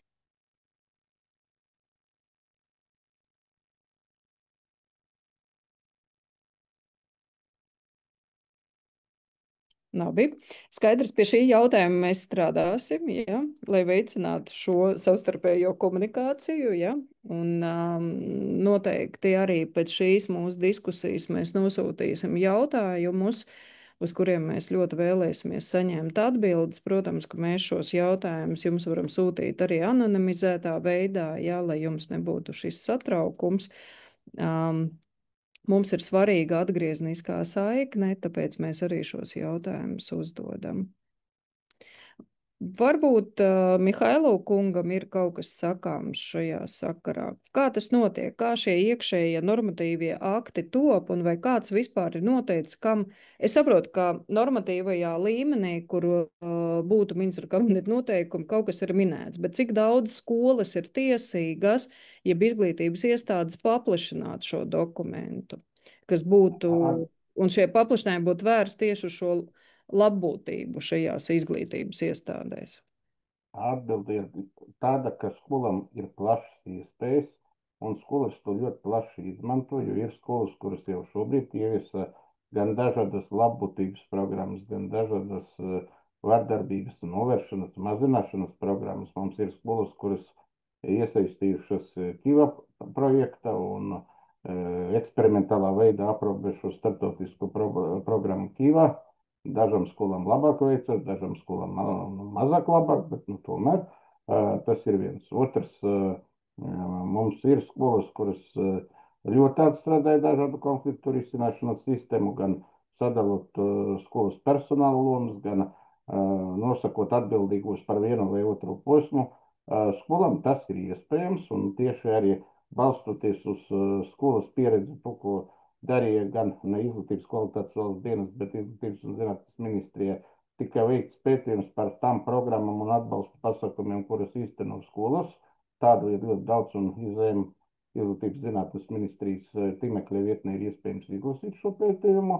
Tāpat arī izstrādāti grozījumi izglītības likumā, kas paredz stiprināt gan dažādu programmu izmantojumu, un tam ir paredzēts finansējums, gan arī te kolēģi pieminēja sociālo emocionālo audzināšanu, ir izstrādāti materiāli sociālai emocionālai audzināšanai. Nevaru teikt, ka viss mums ir perfekti. Šajā jomā ir ļoti daudz vēl darāmā, bet tomēr arī šajā virzienā notiek darbība. Bet tiešām daudz kas ir atkarīgs gan no skolas vadības, gan arī no pedagoģu iniciatīvas, bet arī no vecāku iniciatīvas. Bet skolām ir visas iespējas, kā notiek dažādi. Kāpēc? Arī dažādu iemeslu dēļ. Es negribu diskutēt, jo katrai skolai tā situācija ir specifiska, bet iespējas ir. Tā īsumā atbildot. Aizlieguma nav. Tas nozīmē, ka ir iespējas, ja, un ir vienkārši jāmeklē šo resursu, lai to visu padarītu. Skaidrs. Es redzēju Krūmiņas kundze, viņa mums pārstāv Kiva biedrību, un arī Mihailo kungs pieminēja savā runā, un arī Ilze. Varbūt tad Krūmiņas kundze, ja? Jā, es jūs dzirdu. Es tikai ieraudzīju Ilonai Bemirē bija jautājums, Jā. laikam. Jums ir gribētu jautājums, kaut ko jautāt? Es Jā. noteikti nokomentēšu, jā. Ilona? Man bija tikai komentārs uz to, ko vecāku aizmirsu organizācija Inga Akmentīna, ko Mamām un teica par šo te saskarsmi ar skolu. Es esmu praktiski strādājoši sociālais pedagogs skolā, nepārstāvu nekāda veida organizāciju. Un man liekas, ka tas ir gaužām vienkārši strādājot skolā. Man liekas, ka vispār nav problēmu. Mums ir skolā ļoti vienkārši atrunāts. Pirmā saziņa ar klases audzinātāju. Ja tur nevedās atrisināt konfliktu, tad ir saziņa ar atbalsta personālu. Es kā sociālais pedagogs, ja vēl nevedas atrisināt, tad ir ar administrāciju. Mums ir tā 3 pakāpju sistēma skolā. Mēs par to informējam bērnus un skolā informējam vecākus klases sapulcēs. Un sākot jau ar pašu pirmo vecāku sapulcīt, man liekas, ka mums tas ir labi iegājies skolā. Jā, ir konflikti, kurus nevar atrisināt. Un es klausos to mediācijas ideju kā labu tieši kā ārpakalpojuma gadījumā, jo tie konflikti pa laikam aizaug un pārslāņojās. Bet ikdienas līmenī mēs varam atrisināt, un man liekas, ka tas ir saprotams. Es klausos jūs, man liekas, kur tā notiek. Tikai gribēju pakomentēt visu. Paldies, Ilona. Paldies. Mēs redzam, ka jūs savu darbu veicat ar deksmi un ar visu to savu sirds plašumu. Paldies. Jā, lūdzu, Krūmiņas kundze. Jā, paldies par vārdu. Jā, par Kiva komandas darbu arī skolās varētu teikt līdzīgi, kad ir sava sistēma izveidota, ja šī programma skolā tiek ieviesta. Es nezinu, vai visi klātesošie zina, ko nozīmē Kiva, tad tas tulkojumā no somu valodas nozīmē pārdarījumu novēršanu, tas ir vienkārši 2 somu vārdu saīsinājums, bet šī programma skolās tiek šogad ieviesta jau 2. gadu, tās ir 175 skolas Latvijā uz šo brīdi, kur strādā Kiva komandas, kas specifiski tad darbojas tieši ar intervences jau gadījumiem, kad ir nepieciešama šī intervence, kur ir nodiagnosticēts, tad ir speciāls pēc arī metodoloģijas skrīninga, jeb šo situācijas apraksta lapas, kurās tātad vai nu pirmais pieaugušais, var teikt, vai tas ir skolotājs vai vecāks, vai arī kāds skolas darbinieks, ir uzzinājis par kādu pārdarījumu situāciju, un tātad šeit ir visplašākajā mērā uzrakstīts pārdarījuma situācija vai sāpinoša uzvedība ir bijusi vai aizskaroša uzvedība no kāda cita skolēna puses, un tad pēc šī apraksta tālāk Kiva komanda veic izvērtējumu.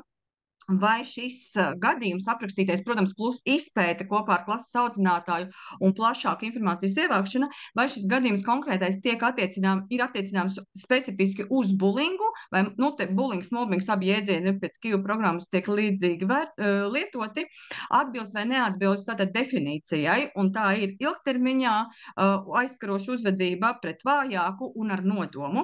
Ja šai definīcija atbilst gadījums, tad ar šo gadījumu strādā pēc metodoloģijas Kiva komanda, bet tieši šī skrīninga lapa arī pasaka vēl papildus, ka tātad aprakstītais vai izpētītais gadījums varētu būt konflikts vai strīds starp bērniem, tas varētu būt pārpratums dēļ aizskartām jūtām, tas varētu būt atsevišķi agresīvas vai aizskarošas rīcības gadījums. Un tad tas nav vairs Kiva komandas pārziņā, tad tas ir jārisina citādākā veidā. Un lūk, šeit varētu būt ļoti vērtīgi, ka ir šī arī mediātoru palīdzības iespēja, jo ja tie ir konflikta gadījumi atsevišķi, kur tieši tā kā jūs jau iepriekš ik viens runātājs minējāt par šīm sociālajām prasmēm, kur vai nu tas ir konflikta jau risināšanas palīdzība vajadzīga arī no mediātoru puses, vai tās ir tomēr arī šīs sociālo prasmi apguves papildus palīdzību tur nepieciešama, tad šī mediātoru loma šeit ir patiešām ļoti, ļoti liela.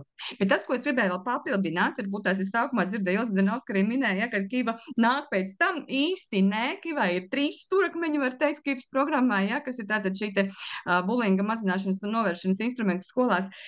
Tas, par ko es tikko pieminēju, tas bija tieši intervence, bet ir arī profilakse. Un Kiva programma arī vislielāku uzmanību liek tieši uz profilakse, un tās ir mācību stundas. Specifiski sagatavotas, jau pieejami materiāli, visi sagatavotie, kas ir tieši mācību stundu vadīšanai. Un ja skola konsekventi šo programmu ievieš, tad arī papildus visam tam, ko jau dara gan sociālais darbinieks, gan psihologs, gan klases audzinātājs un sociālās zinības un kompleksi, tad arī skolotājiem šis uzdevums tomēr sociālās prasmes bērniem mācīt attīstīt ir, tad šajās mācību stundās netiek runāts tikai par bulingu un kā tad preventīvi mēs varētu rīkoties, bet tas, ko saka arī pētījumi, ka tātad šo sociālo prasmu mācīšanās specifiski šajās Kiva nodarbībās palīdz arī mazināt citus pāri darījumu veidus, kas ir arī tieši tāpatās arī konflikta risināšanas uzlabojumi ir manāmi. Un tātad šī profilakse, var teikt, pat Kivas programmā ir primārā, un tā intervence jau ir tikai tas, ka, ja mēs konstatējam, ka šie gadījumi ir, tad mēs ar tiem strādājam, lai nebūtu tā, ka bērns ir nedrošā situācijā ilgtermiņā un neviens pieaugušais, kas ir skolā, viņam tā kā nepalīdz. Un trešais stūrakmens Kivai ir monitorings, un tā ir izpēte katru ikgadējās aptājas, kur arī tiek skatīts, tātad kāda ir programmas efektivitāte, kāda ir mācību stunda efektivitāte un vispār sistēmas efektivitāte kopumā. Bet viennozīmīgi mēs arī noteikti no Kivas puses saskatām, ka tieši mediācijas palīdzība būtu ļoti nepieciešama, jo tas, ko jau minēja gan vecāku pārstāvi, gan arī Lolita un pārējie, kas pieminēja tātad konflikta situācijas, kas pastāv arī starp skolotājiem savā starpā, kas arī ietekmē to, kā viņi jūtās, ja par labbūtību, ko jūs teicāt. Vecāki skolotāji viennozīmīgi, tās ir tā kā 2 puses, kur katrai pusē ir savi stāsti, savi gadījumi, un paliek tā, ka ne Kivas programma ar šo strādā, nekāda cita iespējams programma, ko skola ir ieviestusi. Un šeit būtu ļoti svarīgi arī skolai sistēmiski palīdzēt saprast, kurā situācijā vai kādā situācijā tad nāk palīgā mediātors, kādā tad strādā ar Kiva programmu, kādā varbūt tās vēl ar citām programmām, ja, ko skola ievieš, lai nav tāds, apjukums arī. Un es saskatu ļoti labu tādu, sadarbības iespēju, kas būtu tieši, ja, kā var papildināt jau esošo instrumentu, kas ir ieviests vēl arī ar mediātora atbalsta pieejamību. Tā kā viennozīmīgi tikai par to, ka šāda te palīdzība būtu vērtīga skolām pieejama. Ja kādi Paldies! vēl jautājumi, varu atbildēt. Jā, lūdzu. Jā, paldies, Ilota. Tātad, secinot visu to, apkopojot, ko jūs tagad mums pateicat, es saprotu tā, ka ar bērniem ir daudz maz sakārtots. Liela problēma ir konflikti, kas eksistē starp pedagogiem vecākiem un pedagogiem un administrāciju, kas viennozīmīgi ietekmē gan kopējo skolas klimatu, ja, gan arī kaut kādā veidā atkal ir kā, teiksim, tāds sākums tam, ka pedagogs, piemēram, varētu izturēties sliktāk pret kādu bērnu, jo viņš atrodas spriedzē. Ja, viņš izjūt šo spriedzi, un līdz ar to viņš nejūtās pilns ar resursu, lai pilnvērtīgi pildītu savu pedagoga darbu. Ja? Un iespējams šajā stresā viņš arī zaudē šo komunikācijas spēju ar bērnu vai ar bērna vecāku. Ja? Labi. Paldies. Vai kādam ir jautājumi Kivai vai kaut kas papildus pieminams šajā sakarā? Ja nav, tad es atkal no savas puses mazliet gribētu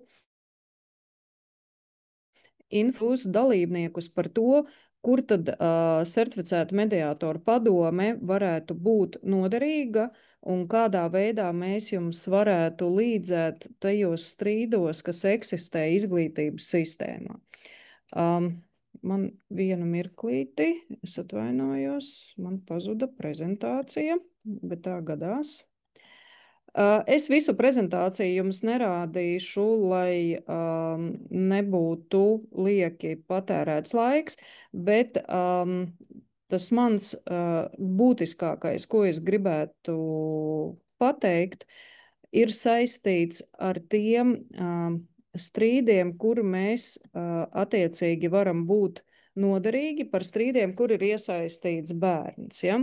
Certificēta mediātora padome, kā jau es minēju pašā sākumā, veic vairākas funkcijas, tādī skaitā arī administrē tādu programmu kā ģimenes mediācijas programmu. Kāpēc mēs šodien runājam par šo ģimenes mediācijas programmu? Tāpēc, ka šī ģimenes mediācijas programma, kuru nodrošina finansējumu valsts tieslietu ministrija, attiecināma uz visiem strīdiem, kas skar bērna intereses. Es atvainojos, nevaru uzslēgt uz pilno, jo man tad ir tūlīt es mēģināšu pārslēgt, lai jums būtu labāk redzams. Ja? Es nezinu, viņš laikam nepārslēdzās.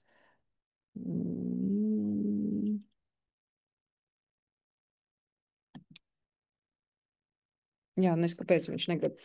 Tātad, jā, tagad mums ir izdevies. Vai redzat prezentāciju? Redzat, ja? Tātad valsts dotācijas programma, kas attiecās uz strīdiem, kuros ir iesaistīts vai strīdi, kas skar bērna tiesības un intereses. Tātad faktiski mēs varam piedāvāt izglītības iestādēm strīdos, kuros ir iesaistīts bērns, piemēram, strīds vecāks, pedagogs, vecāks, administrācija, jo skaidrs vecākiem nav citu strīdu ar izglītības iestādēm, ja tur nav iesaistīts bērns, viņš vienkārši neatrastos šajā izglītības iestādē. Līdz ar to mēs piedāvājam šo valsts apmaksāto ģimenes programmu, kur valsts apmaksā 5 stundas mediācijas vai 7 stundas gadījumā, ja viena no pusēm ir maznodrošināta. Tātad, ja kāda izglītības iestāde nezin, kā atrisināt situāciju ar kādu no vecākiem, tad, un šis strīds skar izglītojamo, tātad šo vecāku bērnu, kurš iegūst izglītību šajā izglītības iestādē, tad aicinam izvēlēties mediātoru no mūsu mājaslapā esošā certificēta mediātoru saraksta. Ja gadījumā kāda no pusēm nepiekrīt mediātoru kandidatūrai, tad certificēta mediātoru padome var ieteikt mediātoru kandidātu, kurš attiecīgi vadīs šo mediāciju. Tātad 5 stundas mediācijas tiek apmaksātas no valsts puses, un šī informācija vairāk ir laikam izglītības pārvaldēm, lai viņas tālāk varētu nodot šo informāciju skolām, un tie pedagogi, kas šodien ir pieslēgušies, tā kā Ilonas kundze, ja, tad attiecīgi šī informācija jums arī ir. Tātad certificēta mediātora padome iesaka kandidātu tikai tad, ja puses nevar vienoties.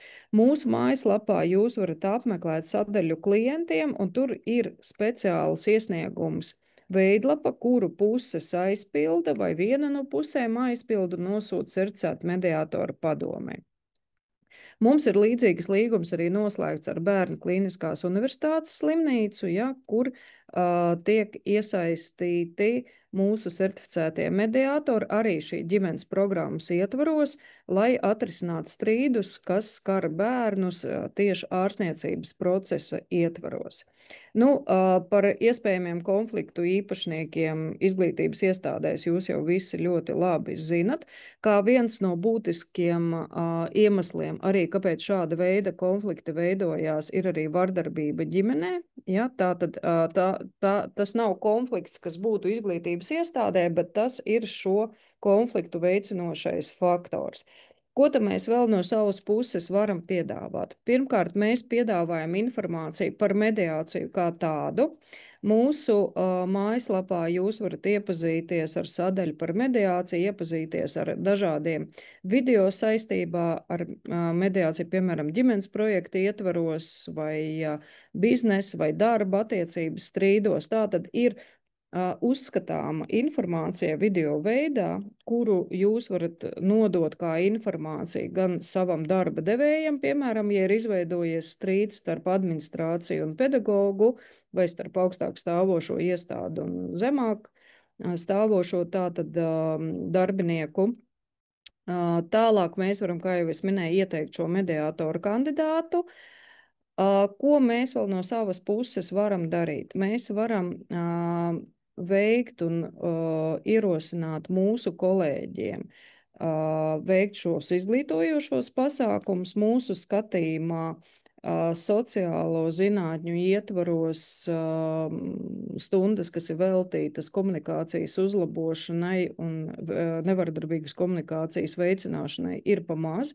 To es šajā gadījumā saku arī kā mamma, ja, kur ir skatījusies programmu, kuru apguva mans dēls sociālo zinātņu ietvarā, manā skatījumā, ka tas nav pietiekoši, jo tas ir ikdienas darbs, kurš ir jāveic katru dienu, gan ar savu piemēru, gan atgādinot, kā ir jākomunicē.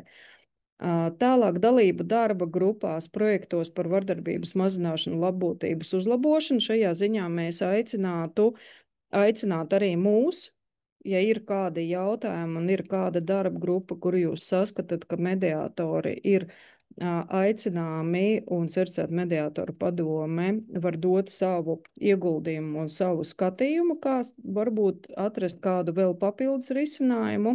Un kā jau es minēju, tas pats galvenais ir uz šo brīdi valsts apmaksātais mediācijas pakalpojums strīdos, kas skar bērnu. Tas ir īsumā par mums. Negribu kavēt jūs, ja kādam ir jautājumi par šo ģimenes projektu, droši jautājiet, mēs atbildēsim. Ja nav, tad es ierosinātu šobrīd, es ceru, ka tie mūsu dalībnieki, kuri nav ar aktīvo video, tātad, kurus mēs neredzam, bet tikai spējam izlasīt, viņi šeit atrodās.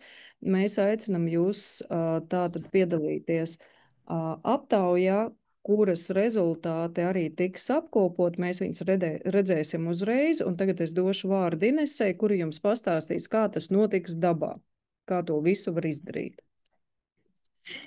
Jā, dabā tas notiks sekojoši. Es ceru, ka jūs visi redzat ekrānu, jo es jūs vairs nevienu neredzu. Redzam.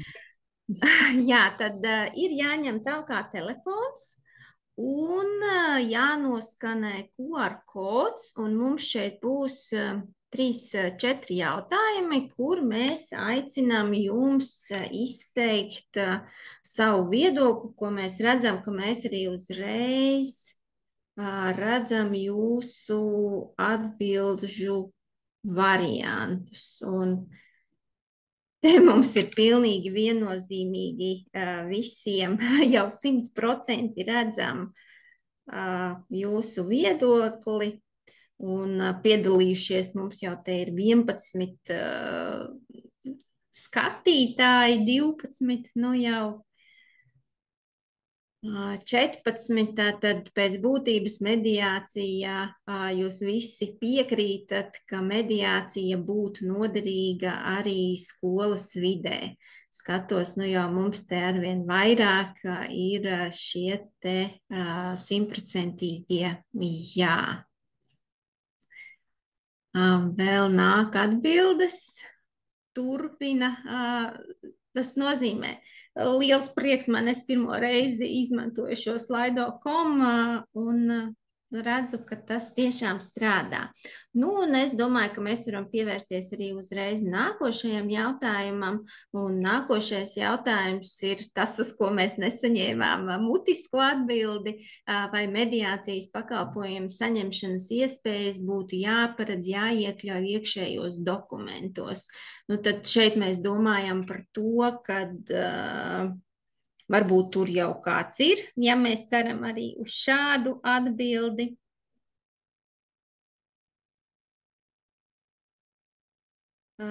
Bet, jā, tad te mums ir arī tādas, kas saka, ka nebūtu nepieciešams iekļaut iekšējos normatīvos.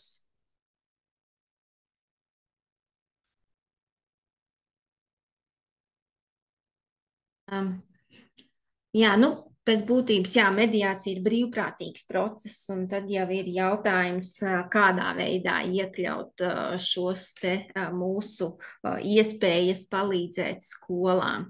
Nu, par cik ir atbildējuši 22 tie paši, kas bija atbildējuši skaits iepriekšējā jautājumā, es domāju, ka mēs arī varam iet uz trešo jautājumu, un mēs visu laiku runājam par to, kur tad mediācija būtu liederīgāka, un visu laiku apļojam, ka pilnīgi visur.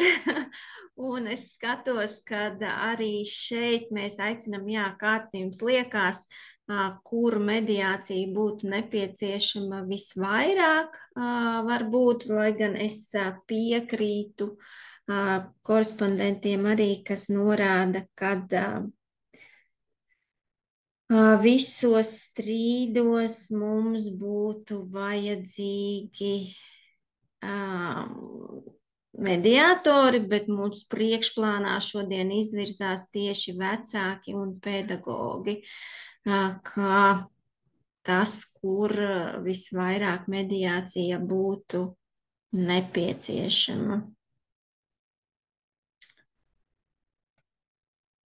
Nu, visi 22 ir atbildējuši, un šeit mēs redzam, jā, ka vecāki un pedagogi mums ir absolūti izvirzījušies vadībā. Un pēdējais, kur es jums aicinātu, kāpēc viņš man neuziet, mēģinam vēlreiz arī pēdējo. Jā, diemžēl pēdējais man, nezinu kāpēc, negrib būt aktuāls.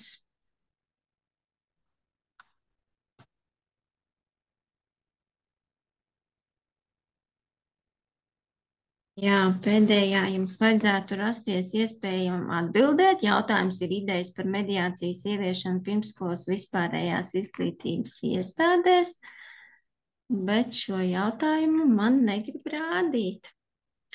Nu, diemžēl to pēdējo es jums nevarēšu. Nevarēšu iedot kā pēdējais mēģinājums. Jā, šeit šis jautājums neparādās man kā slaido, bet mēs dabūjām jau vismaz uz pirmajiem 3 ļoti vērtīgus jūsu atbildes, un paldies par šo te izmēģinājumu slaido arī Zoom dzīvē. No savas puses es aicinātu kādu dot mums atgrieznisko saikni, kas ir tas, ko jūs pilnīgi no jauna šodien esat sadzirdējuši. Kas ir tas, kas noteikti neiedarās. Teiksim, mēs arī gribētu šādas arī atbildes dzirdēt. Ja? Ar ko jūs aiziet no šodienas mūsu diskusijas? Kas ir tas vērtīgākais un kas varbūt ir tas, kas noteikti jums nepatiktu, ja tiktu ieviests? Droši paceļiet rociņas un nevajag kautrēties. Mēs varam atslēgt ierakstu. Jā, lūdzu, Ilze. Labdien! Labdien! Jā, tas, kas man no jauna, es zināju, ka šis mediācijas pakalpojums ir pieejams, teiksim, ka mēs viņu šatad iesakām vecākiem, bet tas, ko es uzzināju, ka mēs viņu varam ieteikt arī skolu vidē. Un ja tas tā ir un tas tā strādā, tad man liekas, šis ir brīnišķīga iespēja, jo, kā jau pirms tam kolēģi teica, kad skolās ir diezgan atrunāta tā kārtība, ko mēs darām, tās pakāpes un tā secība, bet bieži vien ir tā, ka pietrūkst resursu. Un, man liekas, mediācija kā pakalpojums ir brīnišķīgs, bet mediācijas reizē plus un reizē mīnus ir tas, ka abām pusēm ir jāgrib un jāpiekrīt brīvprātīgi. Un bieži vien kādai no pusēm ir grūti atteikties no tās varas pozīcijas, un diemžēl, beidzamā laikā aizvien vairāk vecāki uztur to varas pozīciju, ka skolas bieži vien paliek tādās, skolām ir jāveido attiecības, un jāmāk sarunāties un risināt, bet vecāki nevienmēr grib būt līdzdarboties, ja būt klātesoši, ja risināt, jo faktiski ļoti bieži mēs redzam to, ka vecāki pieprasa, uzstāj, un skolas paliek tādi ķīlnieki. Bet kurā gadījumā šis ir jā, šī tad ir brīnišķīga iespēja, un ja es pareizi sapratu, tad, ja ir vajadzība, tad mēs vienkārši varam izmantot to SMP mājaslapu un rakstīt iesniegumu. Ja? Jo, teiksim, mums arī ir, tas, par ko daudz runā par tām prasmēm, kad ir jāpiekrīt, jo, neskatoties normatīviem dokumentiem, protams, ka visu izšķir kadri. Jā, un mēs varam izstrādāt, nezinu, kādus noteikumus un kārtības un nezinu ko, bet ir jābūt tām prasmēm un vēlmei to mācīties un gribēt, bet mēs arī esam šeit tad, gan atbalsta speciālistiem, gan pedagogiem taisījuši tādus mazos kursiņus ar pamata prasmēm mediācijā. Un jāteic, ka tas tiešām strādā ļoti labi un metode ir ļoti, ļoti vērtīga.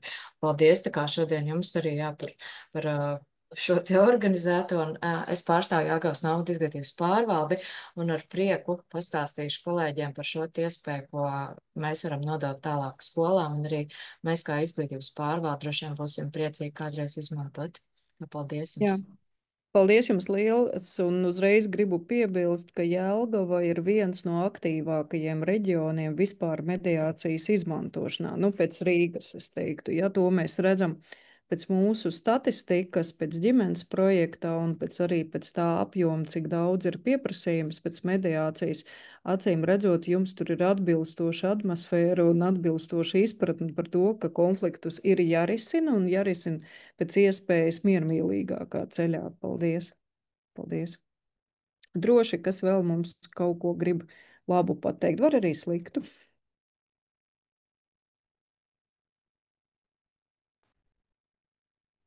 Labdien, es neatradu, kur pacelt rociņu. Tās no izglītības pārvalde, izglītības darba speciālists Baiba. Es gribēju teikt patiesībā paldies. Man nebūs tas, varbūt, ko jūs sagaidat arī par to, ka kaut kas negatīvs. Man drīzāk šķiet vairāk domājot, es strādāju tieši uz atbalstu jomu un arī, protams, pedagogiem. Un tad šis bija tāds labs atgādinājums, ka jūs esat un ka ir šādas iespējas. Es laikam drīzāk uzsvērtu šo.